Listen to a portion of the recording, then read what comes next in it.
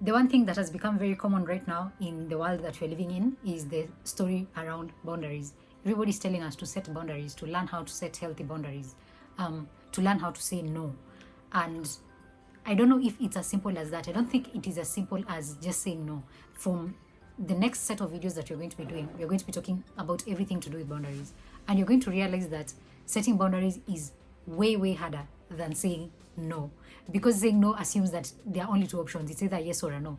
But in many instances, you don't have that luxury. You don't have the luxury of just saying no. Sometimes there is nuance in it. And it is in that nuance that you're going to try to find out how to set healthy boundaries and the process that you need to follow for you to master boundary setting.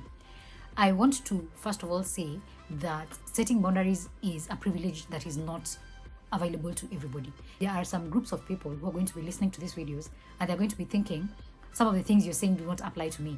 And yes, that is true. Some of the things I'm going to say might not apply to you.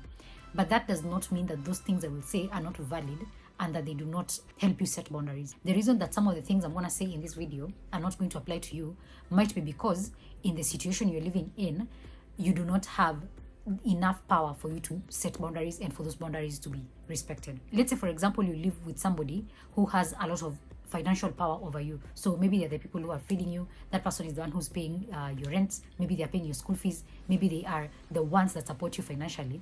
There are some things that you will not be able to set boundaries around because if you do, you might find that those people might take away the privileges that you have access to. That's why it will feel like some of the things I'm saying might not apply in those situations.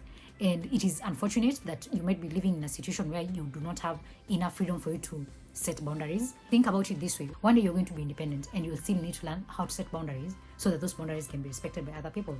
So maybe in your situation where you do not have the power to exercise your boundaries, that might be a bit tricky and some of the things I'm going to say may not apply.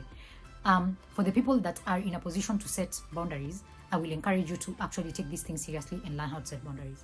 In this video, we're going to be covering a few things. One is types of boundaries. We're going to be covering the areas of your life where you need to be setting boundaries. So like the categories, the different elements of your life where you need to set boundaries, who you should be setting boundaries with, and how people will react to you setting boundaries so that you can prepare for their reaction in advance. In future videos, you're going to be looking at the challenges of setting boundaries and the step-by-step guide on how exactly to set a boundary with somebody.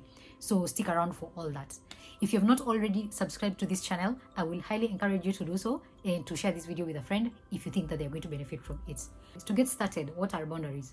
Boundaries are the limits that you set in your relationships to help you define the things that are acceptable to you and the things that are not acceptable to you when it comes to interacting with a particular person. So we set boundaries so that people understand how to interact with us, and other people set boundaries so that we can understand how to interact with them and where the limits are. And every healthy relationship has boundaries. That is something that I think needs to be said in the very beginning. Every healthy relationship that you have must have boundaries, otherwise it cannot be a healthy relationship. Like, there are no two ways about it. That's just the thing about boundaries, is that boundaries help relationships get better. So if you do not have boundaries in your relationship, just realize that that is not a healthy relationship and it could lead to a lot of problems for you in the future. Boundaries are divided into three categories. There are porous boundaries, there are rigid boundaries, and there are healthy boundaries. We're going to start with porous boundaries. People with porous boundaries tend to be over-involved in other people's lives, and they tend to let those other people get too involved in their lives. There's a psychological term for it, which is enmeshment, where it's like there's no differentiation between who you are and who the other person is. So for you, there's the constant desire to meet people's needs and their requests. You can never say no to anybody. You find that people who have these porous boundaries want to be approved a lot.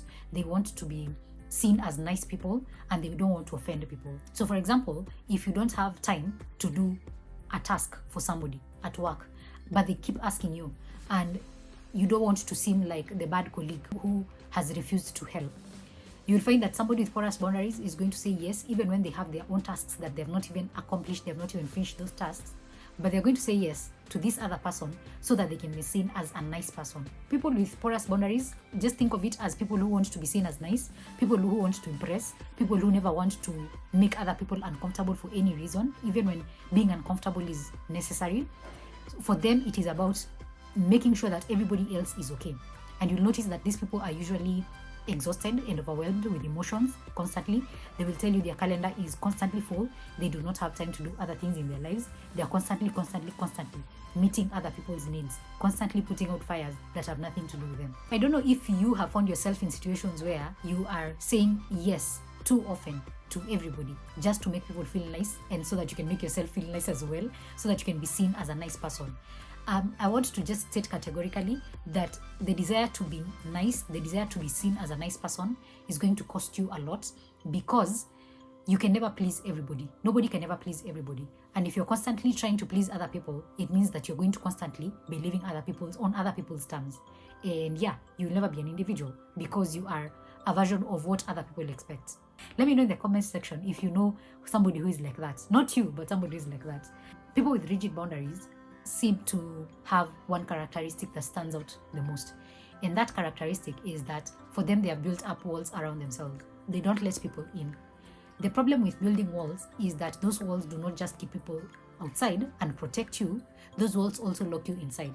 And that means that if you're seeking to have emotional closeness with other people, but you've locked yourself behind this wall, you will never be able to achieve that emotional closeness, because people cannot get to you and you cannot get to them, because umejifungia. People who have very rigid boundaries tend to be very lonely and isolated because nobody can get to them. The thing about emotional connection is that it requires you to break down those walls so that people can get in. That does not mean that until now you have to let everybody inside your life, but it means at some point you'll have to learn how to let some people into your life so that you can experience that emotional closeness that you actually need and desire. A good example of somebody who has rigid boundaries is somebody who says, I don't trust anybody. As you already know, you can't live your life without trusting some people, because life is not meant to be done alone. You need friends, you need family, you need people around you to keep you socially connected. That is just like a human need. If you say that you can't let anybody in, you don't trust anybody, you're going to also find life harder than it should be, because you have denied yourself the benefits of being in company with other people. So people with very rigid boundaries are people who struggle with vulnerability a lot. They struggle with intimacy. They struggle with emotional closeness in general. You will notice that people who have rigid boundaries tend to have very high standards that most human beings cannot meet, and they have those standards for other people and for themselves. They also tend to be extremely independent. They never ask for help, and they never accept help when it is given to them. Accepting help makes them think that they are weak. They live in black and white. For them, things are either good or bad. People are either good or bad. There's no in between. There's no, if you make a mistake, for them it's because you're a bad person, end of story. They find forgiveness to be very difficult. They can't forgive other people, and they can't forgive themselves even for minor mistakes. And you'll find that these people also struggle with perfectionism, because again, it's the high standards. If something cannot be done perfectly, then it should not be done at all, because of what I've just said. They think in black and white. Things are either good or bad. There's no room for error. There's no room for mistakes. But as you already know, as a human being, mistakes will always happen. If you have experienced people with very rigid boundaries, just let me know in the comment section as well. I would like to hear what your experience has been. Rigid boundaries are very common, and they are very common especially among people who have been humiliated, people who have been rejected, people who have been abandoned, people who were forced to learn to take care of themselves very early on when they needed, especially when they needed somebody to take care of themselves. Those people tend to have very rigid boundaries. They were forced to learn to survive. So for them, it is survival. If you're listening to this and you're thinking, yes, I have very rigid boundaries, it could be because of the situation you found yourself in that you needed to survive. My advice here is consider working on those rigid boundaries and trying to lower those walls so that some people can get close to you, but also beyond that, so that you can realize that these walls are not serving you, and these rigid boundaries that you have put around yourself, most of the times for that survival, they have already expired. You are no longer in survival mode. You're in a situation where you can make healthy boundaries. And that takes us to the third type of boundaries, healthy boundaries. People with healthy boundaries are people who are very comfortable sharing their experiences, sharing their lives with other people. They're very comfortable opening up to other people and experiencing emotional closeness, because they understand how important it is to a human being. And they also have the capacity to say no when they need to, just to protect themselves. So they do not struggle too much with saying no to things that affect them, because for them, healthy boundaries are who they are. They have learned how to set healthy boundaries, and they realize that saying no does not mean that you're a bad person. Healthy boundaries are very straightforward, and you will know healthy boundaries when you see them. It's people who don't struggle to please everybody because they know that they cannot please everybody. For them, they don't overshare like a person with porous boundaries, and they also don't undershare. They don't hold back and close off completely like somebody with rigid boundaries. For them, they are willing to open up to the appropriate people at the appropriate time in the appropriate way, and they are willing to stop sharing when it is enough. They don't feel the need to overshare or undershare. They will tell you what is enough, and they are comfortable with that openness. They are not shy about being human and struggling with whatever they struggle with. They are very open about the experiences with life, and I think we all need to aspire to become the people with healthy boundaries. If you have found yourself in situations where you're comfortable asking for help or accepting help when it is given to you, or in a situation where if you cannot help somebody, you are very comfortable telling them, I am sorry, I can't help you at this time. That is a marker of healthy boundaries. So people with healthy boundaries will be very comfortable to accept help when they need it. They will be very comfortable to ask for help when they need it. And when they cannot help you, they will tell you that they cannot help you. And they will not feel bad that they cannot help you. Yes, they will feel empathy for your situation, but if they can't help you, they are not going to put themselves in situations that will deplete them, like somebody with porous boundaries, just so that they can come to your aid. It's not because they are mean, it's because they understand that you cannot give what you don't have. They understand that you cannot pour from an empty cup. People with healthy boundaries understand their limits and they respect those limits. And they also respect other people's healthy boundaries. It's possible to have the 3 types of boundaries in different situations. It's very possible to have very healthy boundaries at work. It's also possible that you have very rigid boundaries with your family members. And it's very possible that at the same time, you have very porous boundaries with like maybe your best friend. It doesn't mean that just because you have healthy boundaries in one area of your life, you have healthy boundaries in every area of your life. Let's talk about the types of boundaries that you can set in your life. And these have been spoken about widely by so many people. I will not go into too much detail with them. Go read further. You're going to understand them because they are pretty straightforward. The first one, of course, is physical boundaries. It has to do with your personal space, your body, and how you want people to interact with you in that aspect. So, for example, if you don't want to give somebody a hug, it's okay for you to say no. If somebody comes and stands too close to you, you can ask for them to respect your personal space. You don't have to stand there and vumilia, feeling uncomfortable when somebody is standing too close to you. That is a physical boundary. Sexual boundaries are around issues to do with consent, how you're going to interact sexually with people, who, when, where, how, why, how often, all those things. What you want, what you don't want, all those things fall under sexual boundaries. Emotional boundaries are about the way you feel and how you control your emotions, how you deal with your emotions, and the fact that you are accountable for your emotions, but you're not responsible for other people's emotions. So because somebody else is angry does not mean that you also need to get angry in solidarity with them. It's about making sure that people don't sit there and tell you there's something wrong with you for feeling a particular kind of way when you're feeling that particular kind of way. With spiritual boundaries, it's about your boundaries of faith and worship and spirituality and all these things. If, let's say, for example, you are in a relationship with somebody who is from a different religion from you, you can't force them to go to your place of worship, and they can't force you to go to their place of worship with them. Everybody has their own spiritual journey, and you can't force people to jump on yours, and they can't force you to jump on theirs just because one of them seems right or one of them seems more valid than the other. Another type of boundary is financial boundaries.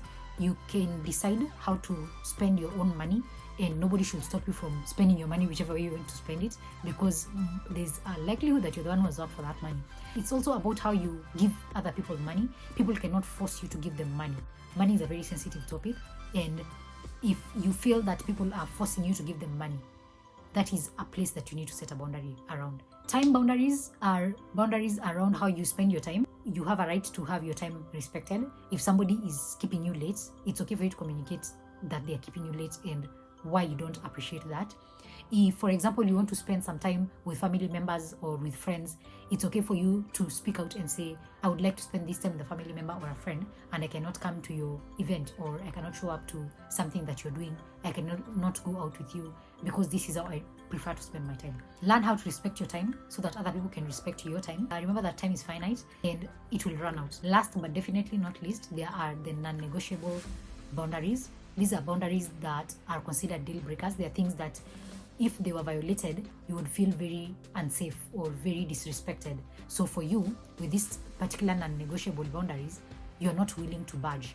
The reason why you need to have not too many boundaries in here is because life is very unpredictable and people change, situations change. So for example, there are some people, let's say in a relationship, for them physical abuse is a non-negotiable, and I agree that should be a non-negotiable boundary. That's a deal breaker. If somebody is physically abusing you, that is a reason for you to be like, no, this is a deal breaker, I cannot continue this, I am going to walk away, or whatever action you're going to take. Everybody needs to have some deal breakers just to make sure that people do not take advantage of you. Read more on these, understand what they mean for you and for your situation, and see where you can tweak them to make them more protective of you and to also get you to have better relationships with the people around you. You're going to notice that some people are going to act very funny when it comes to your boundaries. If you set a boundary, you're going to notice that some people will either demand that you take back that boundary. Some people will start humiliating you or rejecting you or treating you different because you've set a boundary. You're going to notice some people start to guilt trip you and try to make you feel bad for having that boundary. Something else I've noticed when you set boundaries is that some people will try to change your mind. They'll be like, I know, why would you set that boundary? See, you try something else. And they will try to convince you that there's something wrong with the boundary that you've set and you need to change it. And then there's the special breed of people who will demand that you should change that boundary and you should not set that boundary with them because they see themselves very differently compared to other people in your life. For example, if you set a boundary with a parent, you might hear them say that I'm your parent, you cannot set up that kind of boundary with me. I'm the one who brought you into this world and I can take you out of it, and I'm the one who's providing for you, there's nothing you can do, this is my house. You know, some people will just outright just threaten you with how they are going to take away their love from you, how they are going to treat you different, how they're going to cast you away if you set a boundary with them. If it's a spouse, they're going to tell you how they're going to limit their time with you, how they're going to stop providing if they are the provider. These are expected. These are reactions that are very common when it comes to setting boundaries. And the reason I'm bringing them up is so that when they come up, you don't think that it is a call for you to take back your boundary. When somebody does all these things, it does not mean that now this is your cue to erase your boundary completely and be like, okay, Paul Lebas, I didn't mean it. That is not the time. Actually, that is maybe the time to enforce that boundary with more force. Somebody said that the only people who get upset with you for setting a boundary are the people who have benefited the most because you did not have a boundary. And that should tell you something. You have to learn that boundaries do not end good relationships. The more boundaries you set, the more likely that some people are going to get angry. And it is okay if they get angry. You cannot control people's emotions. They get to deal with their emotions, and when they are less angry, you guys can have a conversation. But if somebody gets angry because you've set a boundary, maybe that is an indicator that you actually needed that boundary. A big piece of advice I would give you when it comes to relationship is to learn to set the boundaries very early on in that relationship. Because the longer you wait to set a boundary, the more resistance you're going to get from that person. They're going to be like, why is this coming up right now? You know, because for them, there's this way of being has already been set. It's always been the standard, and suddenly it's like you're changing up on them. Another piece of advice that I have for you when it comes to boundaries is to set boundaries with yourself. If you start setting boundaries with yourself, it will help you in setting boundaries with other people. So for example, you need to set boundaries around something like technology consumption. You need to know how much time you can spend on the internet, how much time you're going to spend on social media, and you need to respect your own boundaries. If you don't respect your own boundaries, other people will not respect them. The thing with consumption that is not regulated is that it becomes harmful very fast. Think about how people get addicted to things. Think about how people get addicted to, let's say, alcohol. You start taking kidogo, and with time you build tolerance, and with time you get addicted. If you do not control, if you do not set boundaries for yourself around consumption, it can very quickly become a problem in your life. And it's not just alcohol, it is almost everything that you do. If you do not set boundaries around the things that you do, you are going to struggle with keeping them in control. Boundaries help people get better. Boundaries are the best thing that you can do for yourself, basically. That's what I'm saying. If you do not set boundaries, things can go south very fast. There are no two ways about it. Boundaries are rescuers. In the next video, we are going to be looking at why boundaries are important, what happens if you don't set boundaries, and some of the challenges when it comes to setting boundaries. What are the objections that people have when it comes to setting boundaries? Those are three important foundational things when it comes to understanding boundaries, because if you understand the reasons why you don't set boundaries, it's going to be easier for you to set up a plan of how to deal with those reasons before the lack of boundaries ruins your life. I highly encourage you to check the link that is in the description box of this video to find part 2 of this mini series, so that you can understand those 3 things that I've just spoken about. And if you've benefited from listening to this video, please share it with a friend. I will see you in the next video. Have a good one.